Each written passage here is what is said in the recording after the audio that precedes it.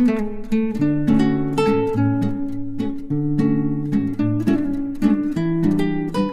को आगे बढ़ाया, कामगार रहिए, और बाकी जगह पे आप बांट रहे हो, फिर हमें बांटने में आपको क्या तकलीफ है? पावर पॉइंट प्रेजेंटेशन जब हुआ तो मंत्री जी बोले आपका प्रेजेंटेशन बहुत अच्छा था, मैंने इसमें से काफी सीखा है, कि उनके वर्ड बोल रहा हूं, और आपका प्रेजेंटेशन का तरीका, आप लोग नम्र होने के बावजूद अपनी जगह पे अडिग हो और अपनी बात रखने में सक्षम हो, और इस पे काम होना चाहिए। वो बोले मैं मंत्री हूँ, लेकिन मुझे ये मालूम है कि किसी आदमी ने कॉन्ट्रीब्यूशन नहीं किया, उसको हम 3,000 रुपये फुकट पेंशन दे रहे हैं, बराबर है? बराबर है क्या भाई? हमने बोला नहीं सर, एक घर में 2 बुढ़े होते हैं, आप 6,000 दे रहे हैं घर में, बराबर है? उन्होंने एग्री किया। हमने बोला हमको जो पेंशन चाहिए वो इससे बढ़िया पेंशन मिलनी चाहिए, और वो उसी के ऊपर काम कर रहे हैं जो उन्होंने हमको बताया। उसके बाद अभी ये 19 तारीख परसों, उसके बाद 19 नहीं 21 फरवरी को, 21 फरवरी को हमको एक दिन पहले 20 को फोन आया, मंत्री जी ने बुलाया कल बैठक है। अब हम तो रहते 1,500 किलोमीटर दूर, बराबर है? ऐसे वैसे करके जुगाड़ करके हम लोग पहुंच गए। पहुंचने के बाद मंत्री जी ने बुलाया, बड़ी गंभीरता से बुलाया, बड़े प्रेम से बुलाया, चाय वाय पिलाई, और उन्होंने कहा राहुल जी आपके लोगों को जाके बता दो कि उनका काम मैं कर रहा हूं और अच्छा काम कर रहा हूं। अब देखो मैं तो फौजी आदमी हूं, लेकिन पॉलिटिक्स क्या होता है ना धीरे धीरे समझ रहा। हमको बताया 7,500 महीने बोलता वेरी गुड, आगे बढ़ो हम तुम्हारे साथ हैं। और उधर एक न्यूज आई यूट्यूब में कि ये लोगों का पेंशन का कोई हक ही नहीं बनता, इनको पेंशन नहीं मिलनी चाहिए, इनको जो पेंशन मिलती है वो बहुत है, सरकार के पास इतना पैसा कहाँ से आएगा, इतना इनको पेंशन नहीं मिलनी चाहिए। खूब लोगों ने हंगामा मचाया, कैसा क्या है एनएसी अब तक हमको झूठ बोल रही है। हमने बोला भाई झूठ बोलने का हमें पगार थोड़ी मिल रहा, बराबर है ना?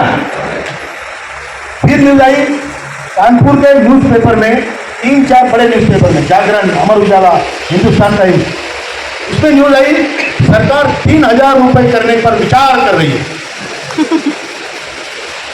एक ही गांव का पेपर, एक ही शहर से पेपर निकले हैं, जो भारत के अन्य शहरों में से नहीं निकला न्यूज, कानपुर से सरकार 3,000 पेंशन करने पर विचार कर रही है। मतलब आपको आपके मानसिकता को जमीन पे ला रखने का युद्ध है। आप समझ लीजिए, इसका परिणाम यह हुआ कि आदरणीय प्रधानमंत्री जी ने हमको 2 बार बुलाया, दोनों बार आधे घंटे की चर्चा की, और दोनों बार आश्वासित किया कि आपका काम मैं करूंगा। दूसरी बार जब हम मिले, मैं दूर खड़ा था, वो आके मेरा हाथ पकड़ के खींच के ले गए, बोले फोटो निकालते हैं। मैंने बोला सर काम कब करेंगे बता दो। वो बोले आपका काम हो रहा है, इसमें ब्यूरोक्रेटिक अड़चने हैं, वो अड़चने जैसे सॉल्व होती है मैं आपका काम करूंगा, मैं उसके लिए कटिबद्ध हूं। लेकिन एक आदमी से व्यवस्था नहीं चलती, चाहे वो प्रधानमंत्री जी क्यों ना हो, क्योंकि व्यवस्था में इतने बड़े आईएएस अधिकारी है, बड़े ट्रेन आईएएस अधिकारी है, उनको ट्रेनिंग दी थी अंग्रेजों के जमाने से चली आ रही है, बराबर है? बराबर है? क्या ट्रेनिंग है? कोई भी चीज को ना कैसे कहना। आप उनके सामने कहो कि ये गाय है, बोलेगा ना ये भैंस है।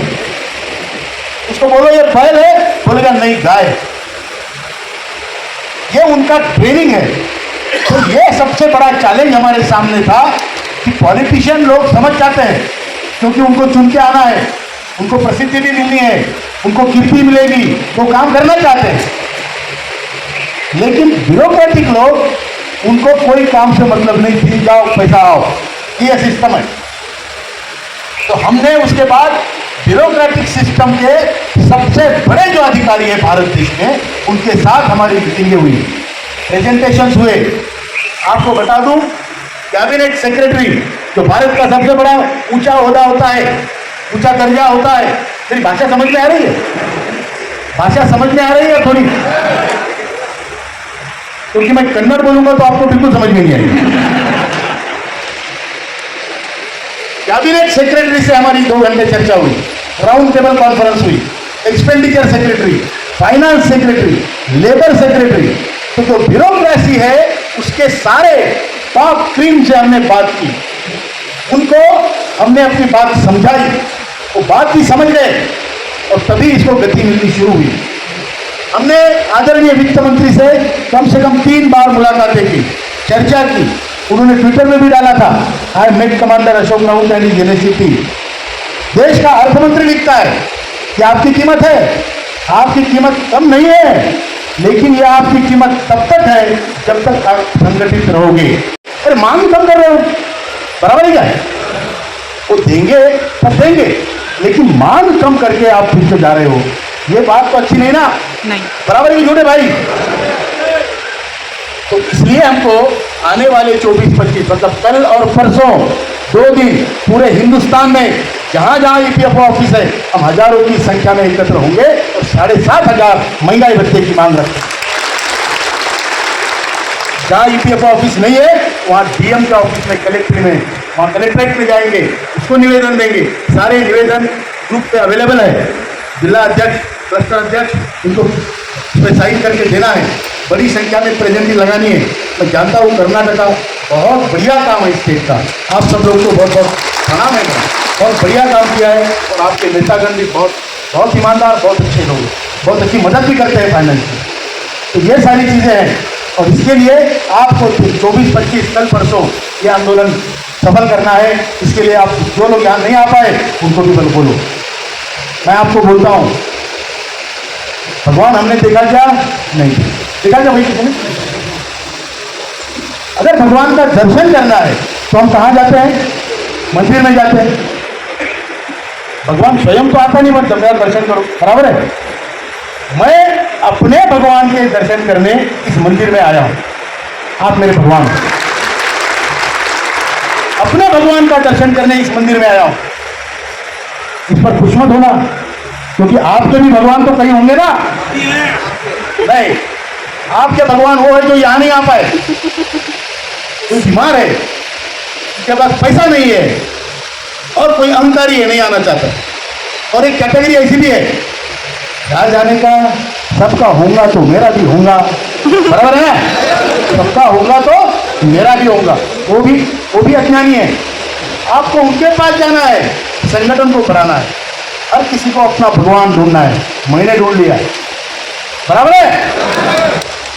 आपको एक बात कह दूं, इस युग में कोई प्रभु राम होने का दावा नहीं कर सकता, लेकिन लक्ष्मण बनने का अपना हक अपने से कोई छीन नहीं। लक्ष्मण ने क्या किया? प्रभु राम की सेवा की, उसका रक्षण किया, उसके युद्ध लड़े, उसके लिए खाना भी बनाया, चौकीदारी भी की। वो हमारा हक है। राम तो हम नहीं बन सकते, लेकिन लक्ष्मण बनने के लिए किसने रोका है भाई? वो बनेंगे, बराबर है, बराबर है।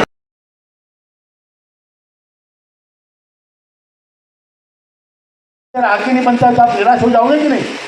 बराबर है कि नहीं? आपका संगठन टूटेगा कि नहीं? टूटेगा। उसके बाद बीएमएस, जो भारतीय जनता पार्टी की ऑफिशियल ट्रेड यूनियन है, उन्होंने आंदोलन किया 18 तारीख को। जानते हो, इनको 5,000 रुपया दे दो।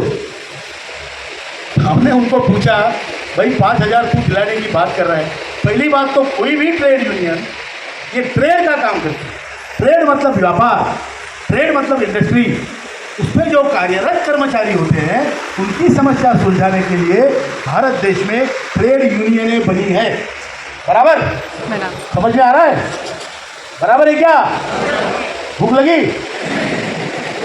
आवाज नहीं निकल रहा है। आंदोलनकारी आवाज नहीं निकालेगा तो कौन सुनेगा भाई? आवाज निकलनी चाहिए कि नहीं?